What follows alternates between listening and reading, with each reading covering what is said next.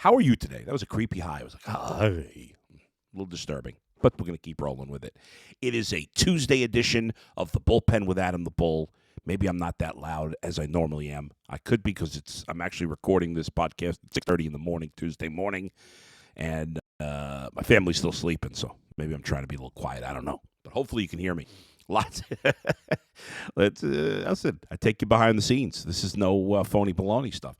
All right, a lot to get to today on a Tuesday, August 30th podcast. Hard to believe it's almost September. School has started. Before you know it, it's going to be freezing cold out there. But a lot to get to on this program. It's cut down day. By the time you watch this / listen to this, cut down day may have already happened. Or the cuts, I should say, may have already happened. We've got big milestones in Major League Baseball. Do we care? The Guardians lose a half a game on an off day, plus the farewell tour for a legend.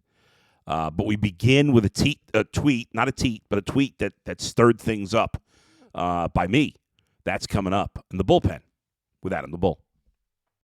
This podcast is not for the faint of heart. And I do think it's time for the Browns to move on. It's not for those who ride the fence. He's proven nothing. But if you're looking for someone who tells it like it is about Cleveland sports, everybody does fandom their way. You've come to the right place. I don't think he's any good. It's time for the bullpen with Adam the Bull.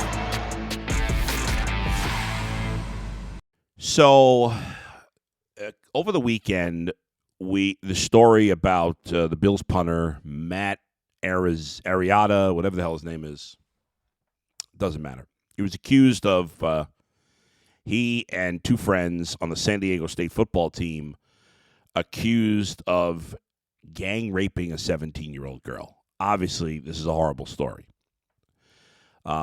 At the very least, he admitted to having sex with her, which is, she was below the age of consent in California, so if nothing else, he committed statutory rape. Now, we'll see. She did report this the day after it allegedly took place. We'll see how it plays itself out. There's a lawsuit right now. Why there have been no criminal charges at this point, we don't know. All right? We haven't been that deep into this. It's a newer story, or at least it's just come out publicly.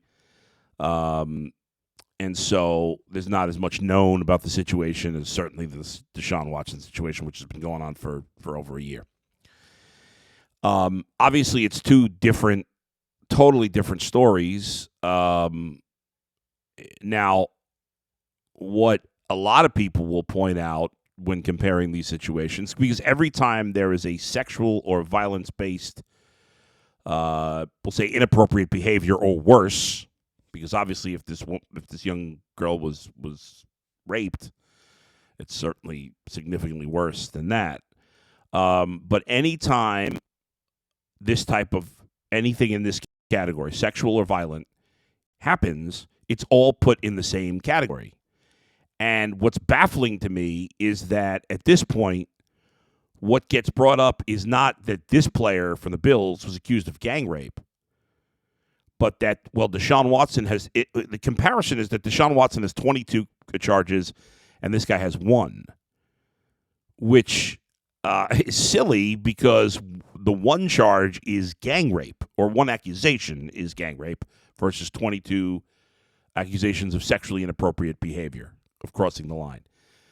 To me, that's a big difference, but people struggle with nuance. So the Bills, the story becomes public, and within 48 hours, the Bills cut the punter, rookie punter. And some people have decided to laud the Bills and credit them for, look at the Browns, they're a terrible organization, they stuck with Deshaun Watson. And look at what the Bills have done. They have parted ways with a guy who was a bad guy. It's not that simple. Like with everything else, there's a bunch of hypocrites. Now, I tweeted. So the Bills said in their press conference, their GM said, well, this is bigger than football. That's why we decided to move on. And my thought is that's a lie. They didn't cut him because it's bigger than football, in my opinion. Now, listen, obviously, I don't know this for a fact. I'm just giving you my opinion. That's what I do. But I don't believe that. I can't imagine anybody believes that. If they cut him because it's bigger than football, well, why didn't they cut him when they first knew about this story? They were not planning on cutting him because the guy he was competing with for the punter's job, they just cut him a few days earlier, a pretty good punter who immediately got picked up by another team.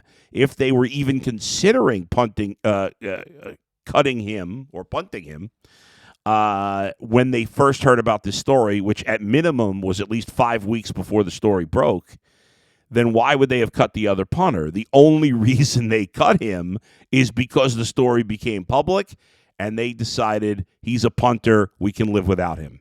That's it. If this story had come out about Josh Allen, I don't believe for a second that they would have cut him. I don't. They would be singing, we're going to wait for it to play out. I don't think any of this. I don't think it would be.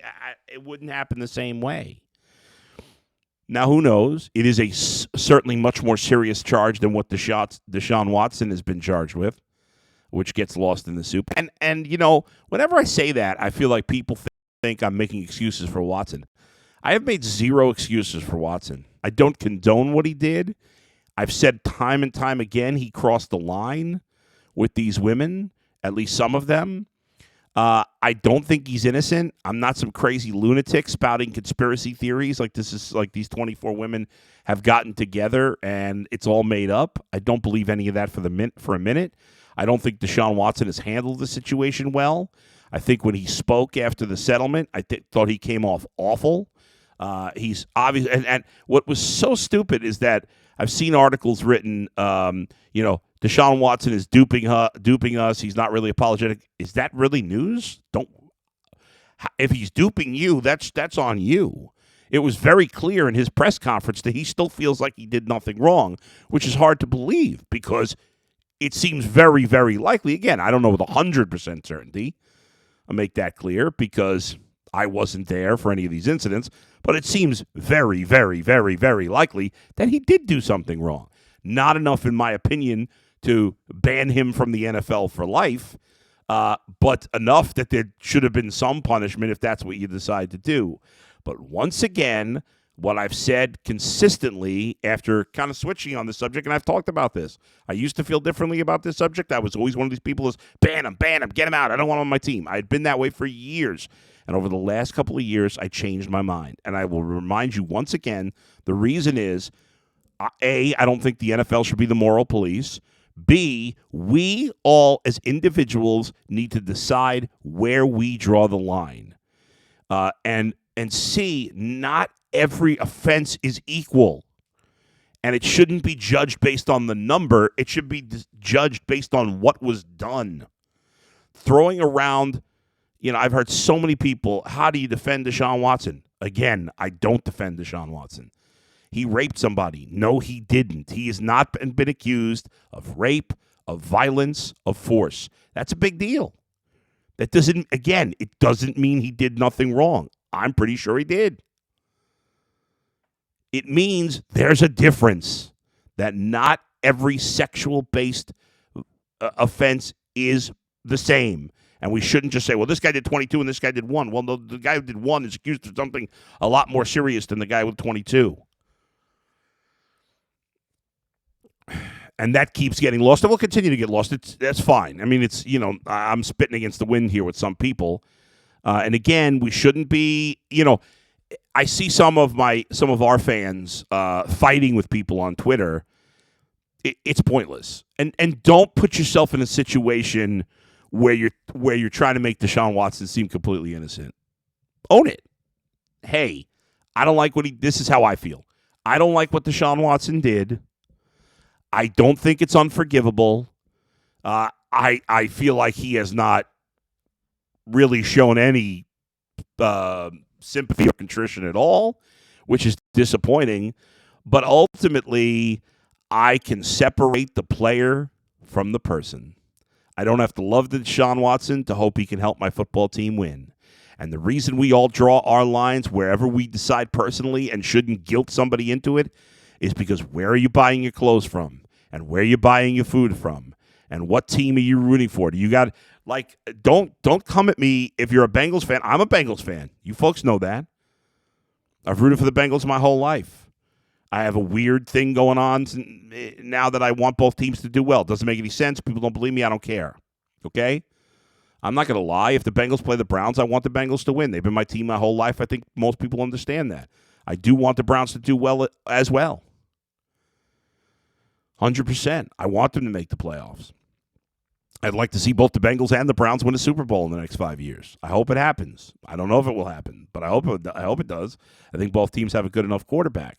But the point is, I think I just got myself off track. The point is, like, I don't want to hear from my fellow Bengal fans giving the Browns fans a hard time when we've had plenty of bad guys on our team. And the Steelers and the Ravens. Every single team has had guys. So you want to give kudos to the Bills for cutting their punter? Okay, fine. Well, why didn't they cut him 5 weeks ago? Now, listen, I'm not killing them for it. I'm just saying I don't buy all of a sudden they're so altruistic. I think if the player was more important to the team, they probably wouldn't have cut him. But it's fine. I just think they're being phony. I think all the fans that said they want him cut, if he was a better player, wouldn't care. I think it's it. They want to win, and they want to be able to separate. And we do it every day in our lives. With the stores we go into, with the places we buy clothes from, their politics, or they have kids in Bangladesh or some other country, India, with child labor, or who else knows what's going on. There's bad people everywhere. There's people across the line everywhere. So you decide where your line is. I'll decide where my line is. I won't make you feel guilty for where your line is, and you won't. And you have no right to make me feel guilty for where my line is. Everybody makes that choice. So there you go. As for cut down day, right? Today is cut down day. I'm going to talk more about that. I got to get to the Guardians. I got a lot that I want to get to. So first, let me do this. Bet Online. I want to talk about Bet Online. Love betonline.net, the fastest and easiest way to check in on all your betting needs. Find all your favorite sports and events. The #1 online source for odds, lines, and games. Find reviews and news of every league, including Major League Baseball, NFL, NBA, NHL, combat sports, esports, and even golf. BetOnline continues to be the top online resource for all your sports wagering information, from live in-game betting, scores, podcasts. They got you covered. Head to BetOnline right now or use your mobile device to learn more about the action happening today. BetOnline, where the game starts.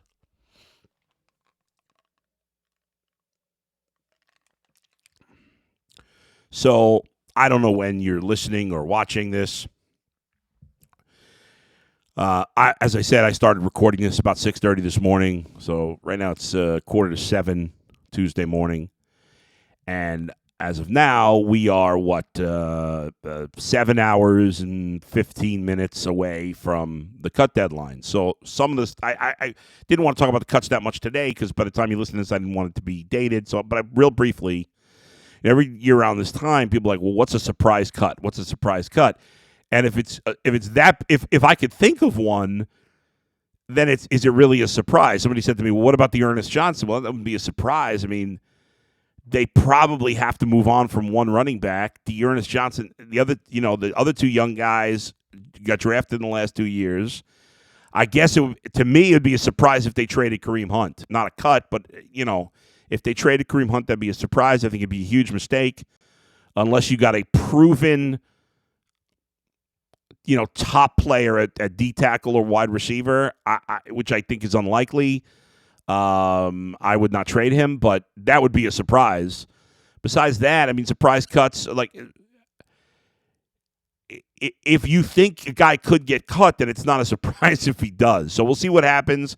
Anthony Schwartz is not going anywhere. I know everybody wants him gone. I guess there could be a trade. I guess that's possible. They're not going to cut him. He was just a third-round pick last year, and they shouldn't, I don't think. I want to give him one more season. Could Greedy Williams be gone? My first reaction when somebody brought up Greedy Williams to me last night was, no, there's no way he's getting cut. And I thought about it today. I do think it's possible Greedy Williams is gone. So I guess maybe that's my surprise. I guess if Greedy Williams or Kareem Hunt are gone. Again, Kareem Hunt won't get cut, but if he got traded, let me make it very clear yet again that I think it would be a huge mistake to trade Kareem Hunt unless they get a frontline wide receiver, a top 25 wide receiver, or a clear good starting defensive tackle. I don't think either of those things are likely, so I don't think there's any way he's getting traded. If they trade him for a draft pick, I'm going to be so angry. It's going to be so stupid. So I don't think they'll do it. I hope they don't do it, but we shall see. So we'll see what else. By tomorrow's podcast, hopefully there'll be some juicy things to talk about. Maybe the Browns have made some trades. We shall see. All right, I want to switch gears to baseball. And let me start with the Guardians, who were off yesterday. They did lose a half game in the standings to the Twins. Twins won. I can't remember who they beat yesterday. I'll look it up if you care. But the Twins did win, so it cut the lead down to 1.5. It's still 2 in the loss column. Guardians again with 36 games left. Twins now have 35 games left. Who did they beat? They beat the Red Sox. That's right, 4-2. That's right. So the Twins have won 4 in a row. They had lost a bunch in a row. I think 6 in a row before that. Now they won 4 in a row. They won 4 in a row. Then they lost 6 in a row. Now they've won 4 in a row again. So this is coming down on the wire. Obviously, the Guardians and Twins have I think 8 games over an 11-day stretch against each other coming up.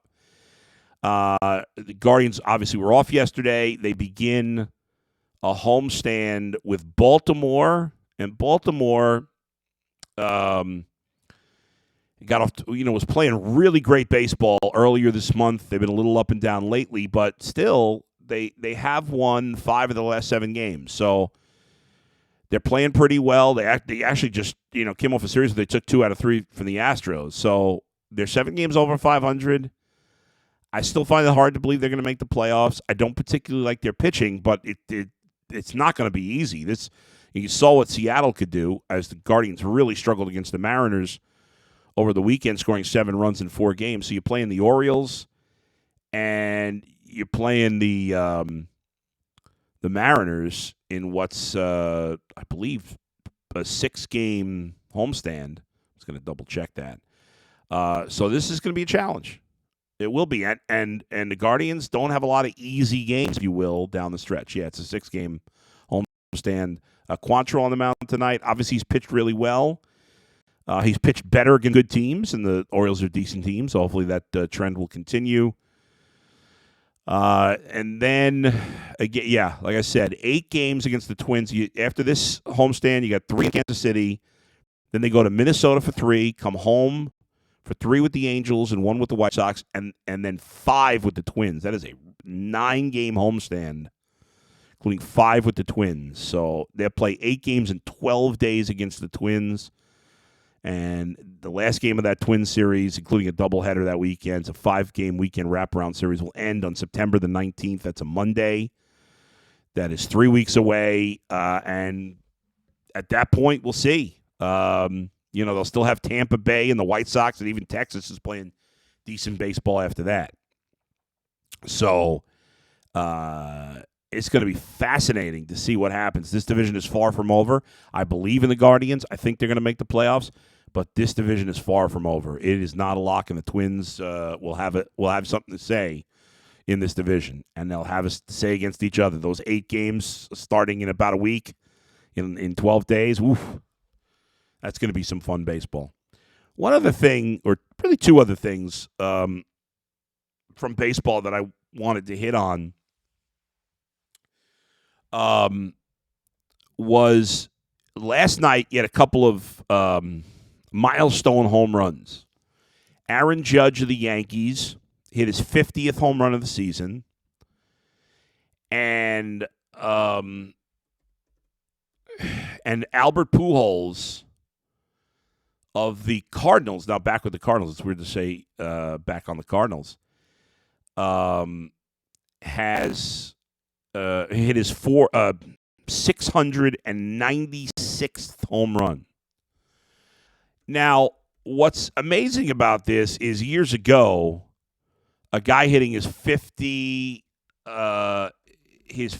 home run in a season in August would have been a massive story in Major League Baseball. And I don't know that it is. And a guy being 6 home runs away from 700 would be a massive story, and I don't know that it is. And why? Well, we know why. Because the guys who broke the records, right? Bonds, McGwire, Sosa, who broke Maris's. I mean, it's amazing. Roger Maris's 61 home runs held up from 1961 to 1998. And between 1998 and 2001, Sammy Sosa hit more than 61 home runs 3 times. McGwire did it twice. And then, of course, Bonds with the 73 in 2001. And all those guys use steroids. You look at the all-time home run record. Barry Bonds, number 1. Alex Rodriguez fell just 4 short of 700. He's 4th. Both guys use steroids. The records have been tainted. The all-time home run leader single season and all-time home run leader career, Barry Bonds, tainted by steroids. So a lot of the other guys near the top of these lists. Now, I think what's important here, now you could believe what you want, maybe we'll find out something later, but Albert Pujols has never been busted for steroids, and Aaron Judge has never been busted for steroids. So I think it's pretty cool that these guys are doing what they're doing. Albert Pujols looked like he was completely shot the last couple of years, and he, over the last few weeks, since the home run derby when he performed well, he's like had a second life here at 40 or whatever he is. In the second half of this season, he's been remarkable. And I did not think he would get to 700 home runs this year, but now I think he will. And he will become just the 4th player with 700 home runs, and hopefully the 3rd that did it without steroids. Now, I don't know how much longer Albert Pujols is going to play. He needs 21 home runs to pass Babe Ruth for 3rd in the all-time list. He only needs 3 to pass A-Rod for 4th, and obviously, like I said, 6 to get to 700. I'm interested in the milestones, but even me, as a diehard, longtime baseball fan, when these home run records meant so much to me as a kid, I'm interested, but I'm not overly excited. I do think it's cool that Aaron Judge is at 50. Can he get to 60? Can he become the first player since Roger Maris? Can he become the first non-steroid player, assuming he's clean? And I have every reason to assume that's the case right now. Will he become the first player to hit more than 61 without a cloud of steroids? He's obviously not going to break Bonds' 73. I mean, I guess it's possible, but it's unlikely. But there's over 30 games left. He's hit 50 home runs in 130 games maybe. So he's averaging 1 home run every 2.5 games. So 2 home runs every 5 games. Maybe he's going to hit 6 or 8. Who knows? I mean, I don't know. But he's got a shot. He's definitely got a reasonable shot to at least pass Maris at 61. So we'll see. And obviously nobody has hit over 60 home runs since Bonds hit the 73 and Sosa hit 64 in 2001. The most we've seen in recent, and I say recent years, somewhat recent, Ryan Howard had 58 in 2006. That's the most in a while. Since 2006, I can't remember if anybody's even hit 50 home runs. I don't think so. I'm trying to, let's see. Let me look at this list here. I don't know. Has anybody hit? I don't think so. I don't think anybody's even hit 50. So good for Aaron Judge. I am not rooting against him. As much as I do not like the Yankees, I don't dislike Aaron Judge. And the only problem, listen, I've hated the Yankees my whole life. The problem is my nephew, who lives in New Jersey, and I love the kid. He's my sister's kid. I love him. He's a good ball player. I have a good relationship with him. He loves the Yankees. So it's a little harder for me to hate them because I love him. But I've hated them my whole life. It's so tough. But I like Aaron Judge. He's a hard player not to like. He's going to win the MVP, and I think it is a pretty cool milestone, and I am rooting for him. I'd like him to become the first player to hit over 61 without steroids. And I'm hoping he's clean. I'm hoping we don't find out later that he was not clean either. But he's never, to this point, he's clean, and I have no reason to suggest he's not. I know because of his size, people get suspicious, but the guy's just a big dude. I don't know. Ryan Howard was a big dude. He never got busted with steroids, thankfully. I loved Ryan Howard. I knew him in the minors. Thought he was a great guy. I never thought he did steroids. He's never been accused of it. There's no reason to believe he did. Just because it's happened in the past doesn't mean the guys are doing it now. Okay, when we come back, a legend maybe making one more run. That's coming up next in the bullpen with Adam the Bull.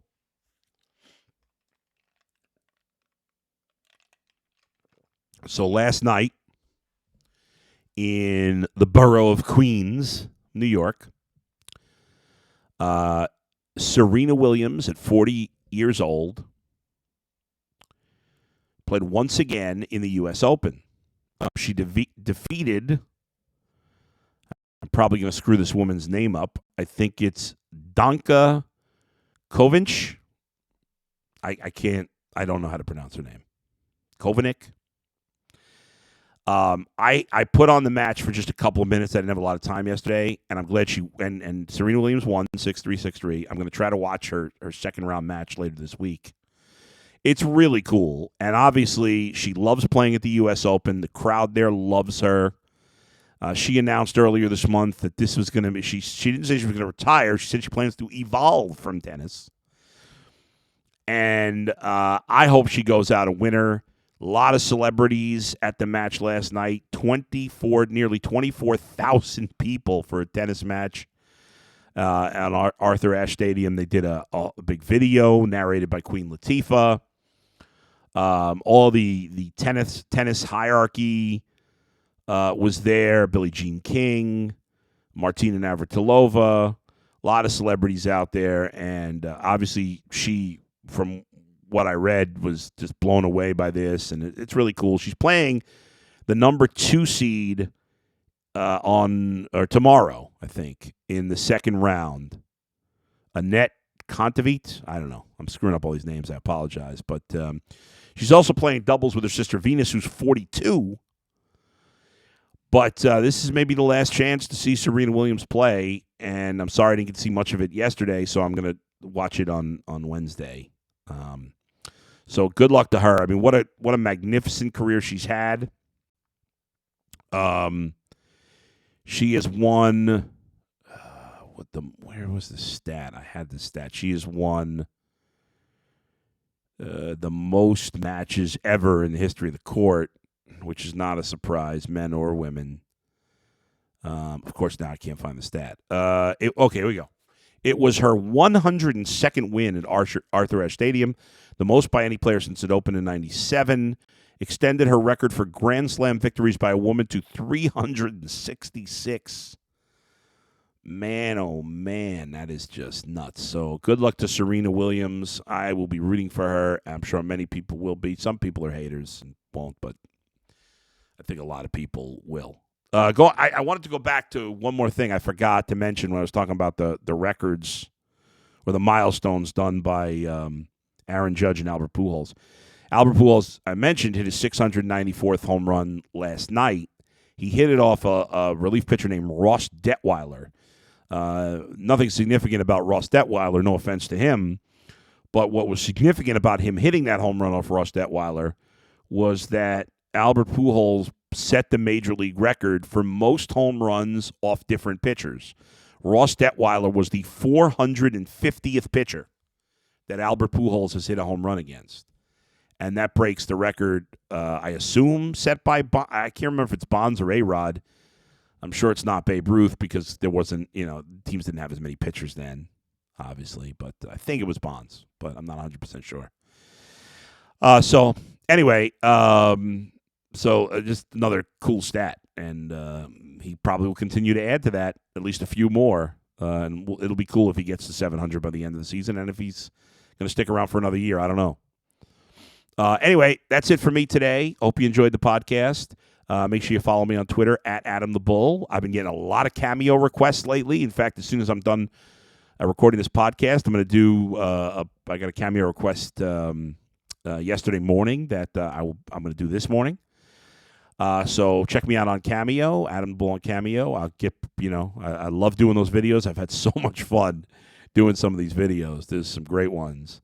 Mike Killy, shout out to my guy Mike Killy, who took the Cameo video I did for him, and he did some production with it. He did an awesome job. It was really cool.